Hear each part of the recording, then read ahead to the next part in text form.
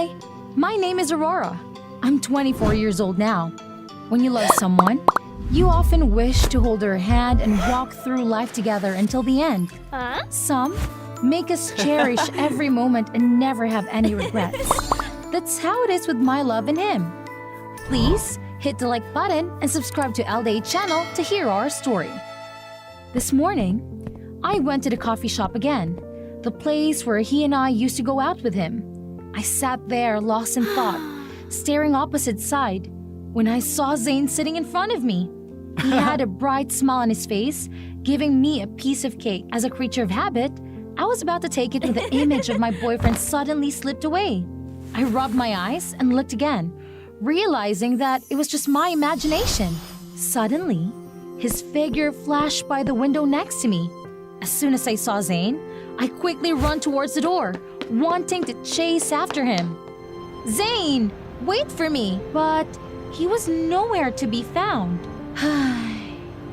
My legs kept moving on their own, not knowing where the destination was. In my mind, a scene of Zane and I arguing appeared. I couldn't remember when or why that argument happened.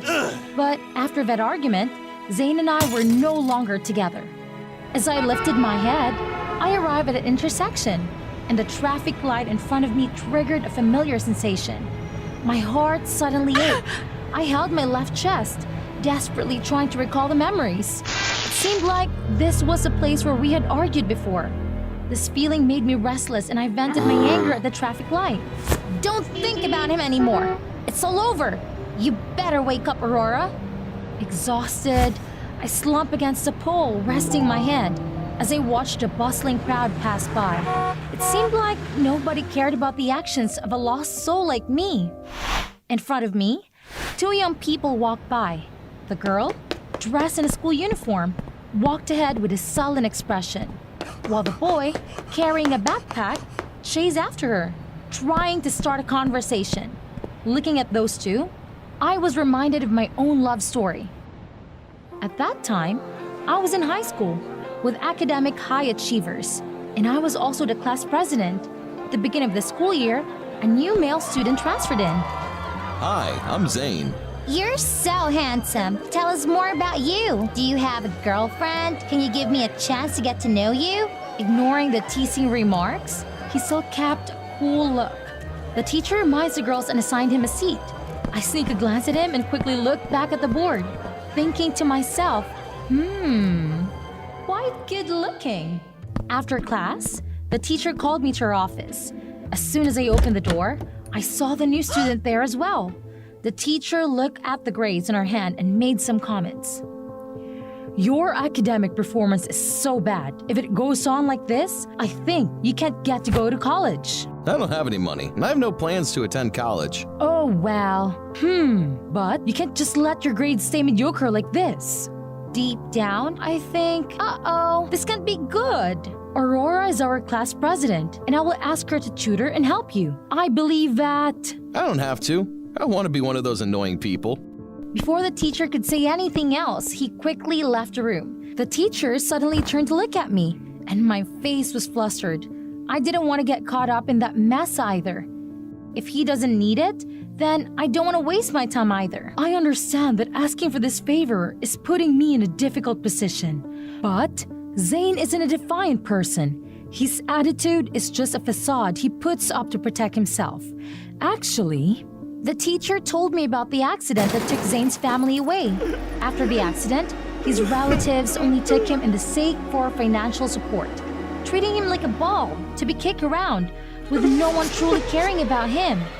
It's the repeated disappointment and betrayal that shaped Zane into who he is today. The teacher handed me Zane's academic records to look at, and his past grades were really good. Zane was originally very intelligent, and if someone is willing to help, I believe he can still be saved, even if he doesn't take the college entrance exam. At least, he should graduate from high school. With that, he can have a chance to find a decent job in the future. But with his current attitude, it's likely that he won't listen to me or anyone else. Or maybe you could use the reason that having a weak student in the class could negatively impact the all-over performance of the entire class. As a class president, if you fail to manage the situation, it may reflect poorly on your evaluation record. I believe that being put in a forced situation like this, Zane will have no choice but to listen to you. If this is too hard for you, maybe it's best to let it go. I will try, but if that doesn't work, then let's stop. We can force him to do something, right? As a conversation with the teacher, I spent the entire night devising a plan. I was eager to put it into action. But for the next 2 days, Zane was absent from school. I had to request his contact information from the teacher. After school, I went to his house. When I rang the doorbell, a woman answered the door. I'm Zane's classmate. Does he have a home? Huh? That kid has already left home early. He didn't come to school. That stupid kid dares to skip school. He knows what's coming when he gets home. I was startled by her attitude. I didn't want to create any trouble for Zane, so I quickly tried to smooth things over. Oh, no, he just come to school. Today, I borrowed Zane's exercise book, but when I was about to return it, he had already left. So that's why I came here. Maybe he went out to play sports or something. Can you please give the book to Zane for me? Lying in my bed in my room, I pondered over the situation. It seemed likely that the woman was a relative of Zane, but her hostile behavior might explain why he didn't want to stay at home. But if he wasn't at home, where could Zane have gone? The next morning, Zane still hadn't showed up to class. During the break, when no one was paying attention, a bag of books was thrown through the window. Soon after, Zane casually walked into the classroom through the door. I had seen through his little trick. What do you want to see me about? And don't come to my house again. I don't see you at school, so I came to find you. You are not at home or school either. Where did you go? That's my business. What does that have to do with you? You're mean. If I knew that, I wouldn't bother to help you hide the skipping classes. No good deed, huh? Well, no one's asking you. Because it's my job. Do you think I have nothing better to do than cover up for you? If you continue to skip classes, I'll report it to the teacher and your family, just so you know. If you dare talk to anyone, you'll regret it. Besides, it's not my family. I recognize Zane's weakness, so I continued to cling to that excuse. I'm just doing my job. If you don't want them to know, then don't skip classes anymore. Don't let your actions negatively affect others. But I don't... No but. Starting tomorrow, I will come to your house to pick you up for school. You psycho. Do whatever you want. Zane walked away, and I looked at him with determined eyes. I wouldn't let Zane skip school anymore. At 7 a.m. the next morning, I woke up, grabbed my phone, and dialed the number. On the other end of the line was a wary voice. Who's there? It's me, Aurora. Come on, wake up. What? I don't want to have to tell you again. Don't make me wait. Ignoring whatever muttering he was saying, I hung up quickly and headed to Zane's house. But when the door opened, it was the same woman from before, yawning and shooting me an annoyed glance. Who's that? Is that you again? Good morning, Mrs. Is Zane up yet? Why are you here so early? Is there something? Oh, we have duty today, and Zane was afraid he might oversleep, so he asked me to come and remind him. Zane, your friend is here. Wake up right now. Get your lazy butt off the bed quickly. The lady's scream truly contained some hidden power because just 3 minutes later, I saw Zane frantically running down the stairs with his clothes all messed up and a sleepy face. Zane glanced at me. I greeted the woman and then pulled him away to run. Quickly, or we'll miss the bus. We ran quite a distance from his house before he finally slowed down and started complaining. Why did you suddenly want to go to school with me? I told you yesterday. Didn't you object? Besides, starting today, I will come to your house every day to call you. Huh? Don't... You better not knock on the door to wake her up so early then. If you know what's good for you, when I call you tomorrow, you should wake up immediately. I'll be waiting for you at the front door at 7 o'clock sharp. But... If you don't show up on time, I'm afraid I'll have to bother your aunt by knocking on the door and asking for her again. Caught in a difficult situation, Zane reluctantly agreed to my suggestion. In the following days, he no longer skipped school. However, in class, Zane would often doze off and disregard the teacher's lectures. During break time, an argument erupted between the two of us.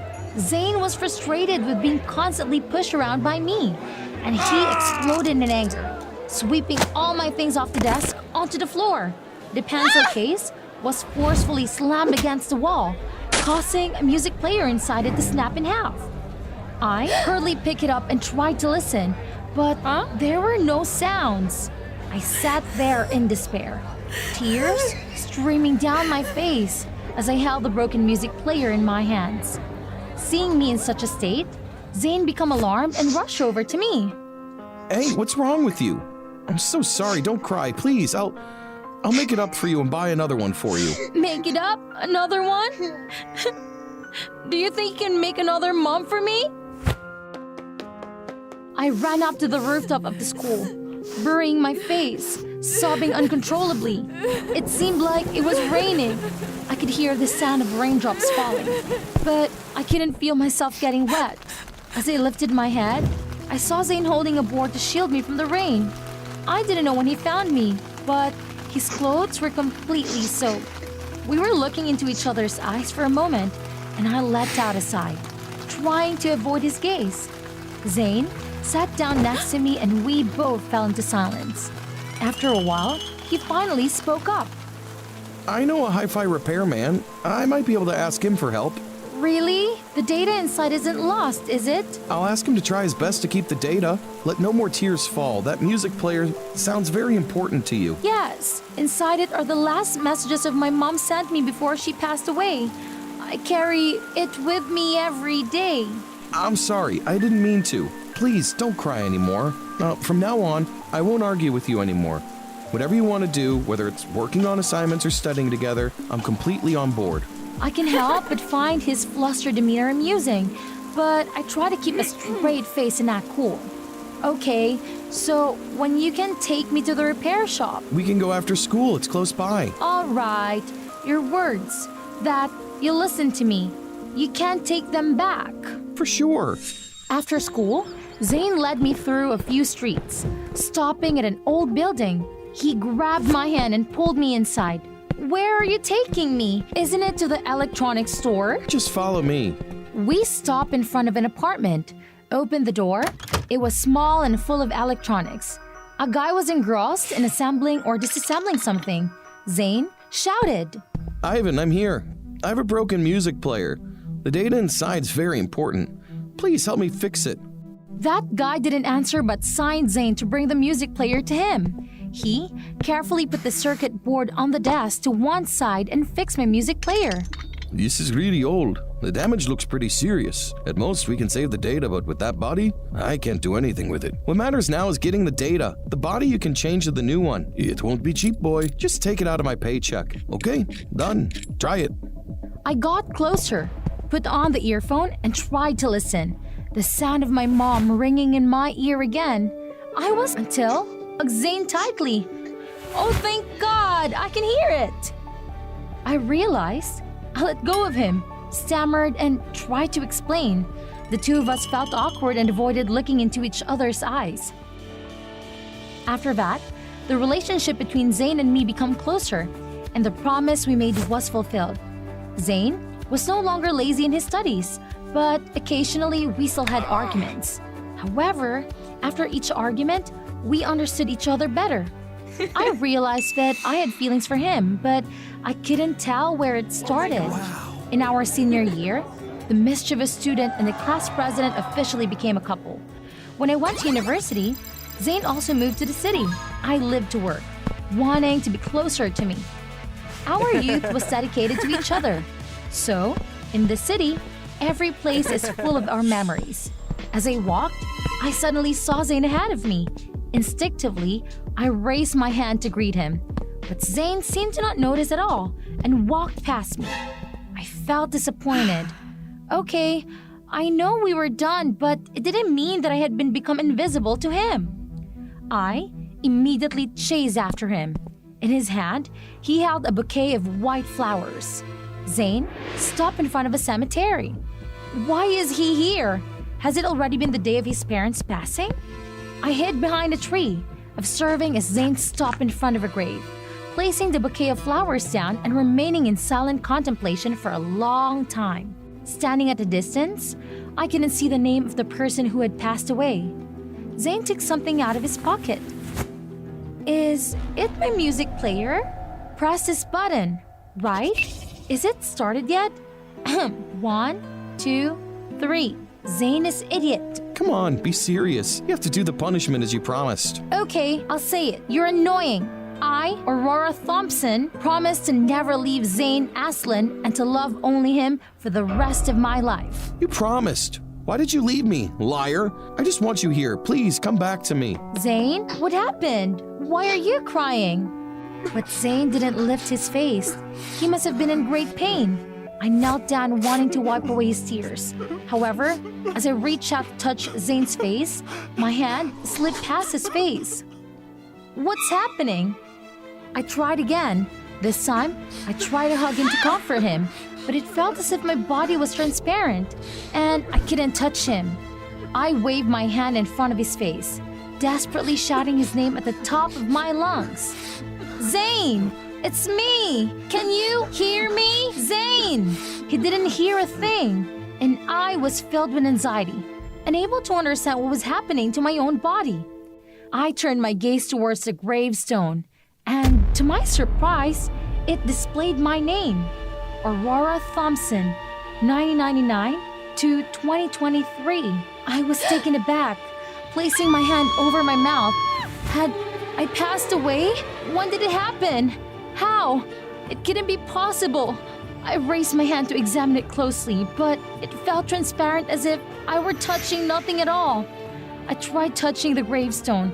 There was no sensation whatsoever. I leaned against the gravestone, watching the man I loved in agony, feeling utterly helpless. I tried to recall the details. It seemed to be the same argument we had back then. What were we arguing about? The sunlight reflected off the ring on Zane's finger, dazzling my eyes. I immediately looked at the ring on my own finger. Suddenly, a series of images flashed through my mind. I took off the ring and threw it away.